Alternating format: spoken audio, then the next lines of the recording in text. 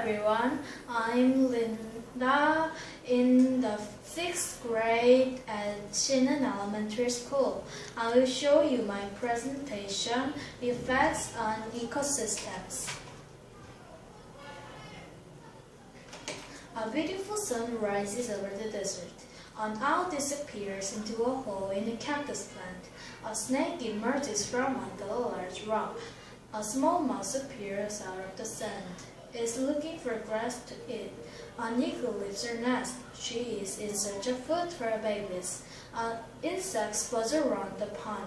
The day begins in the desert. In previous learning activity, you found out the place where an organism lives is called a habitat. A habitat is a group of living things in an area. An ecosystem includes a habitat, but it also includes everything else in the area. An ecosystem consists of living and non-living things in an area that work together. An ecosystem includes living and non-living things in an area. It includes rocks, lakes, streams, sand, and soil. In the desert scenes, the rock, sand, and pond were non-living things in that ecosystem.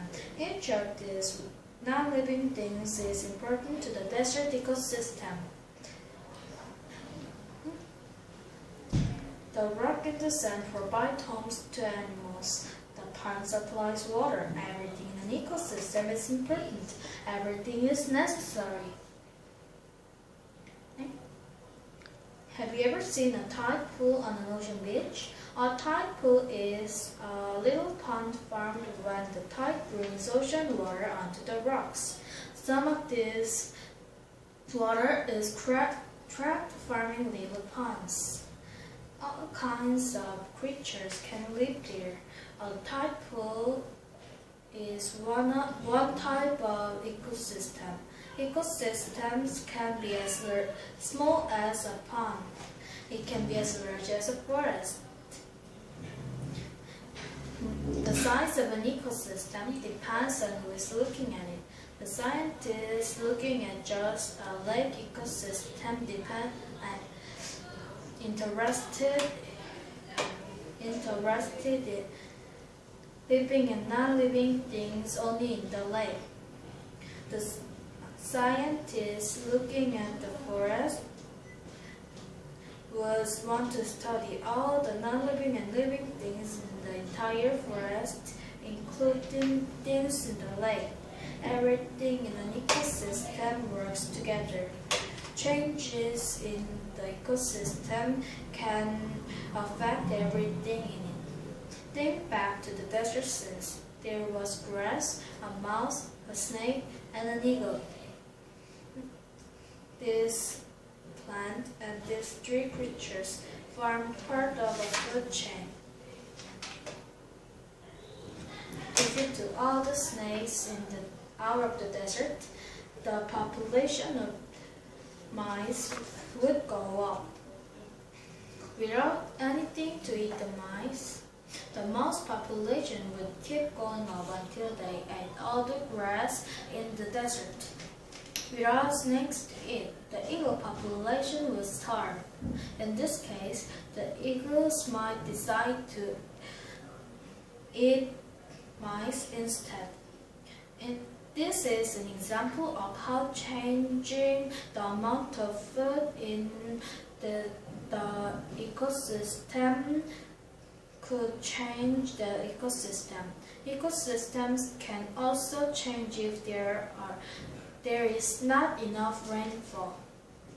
All living things need water. What would happen if the pond dried up in the desert ecosystem? Many of the creatures would die of thirst. The wild creatures such as deer, raccoons, and squirrels visit your area where you live. Perhaps your area was once their ecosystem, and it has now changed. Okay, keep going on without laughter. Humans also have an impact on an ecosystem. As the population of the United States has increased, more land has been cleared of trees to make rooms for homes and buildings. Each time trees are cut down, animals' homes are lost. Dams and river, the ecosystem changes. Dams and river block the natural flow of water. This has caused some areas to dry up. Okay, keep going on. Without the water, many plants die. The animals that depend on those plants move away. Pollution and garbage also change ecosystems. Remember that everything in an ecosystem is important. Everything affects the entire ecosystem. Sometimes things added to an ecosystem make it better. Okay, great. But wow, you didn't completely to memorize it. Okay, just first one and second one that I have to ask you. Okay, now first one, what is an ecosystem? Ecosystem is What is that? Group of living and non-living. Okay, very good. Good job. In an area. Second one, why do animals need shelter? Because outside is too cold or too hot for them. Okay, very good. Thank you.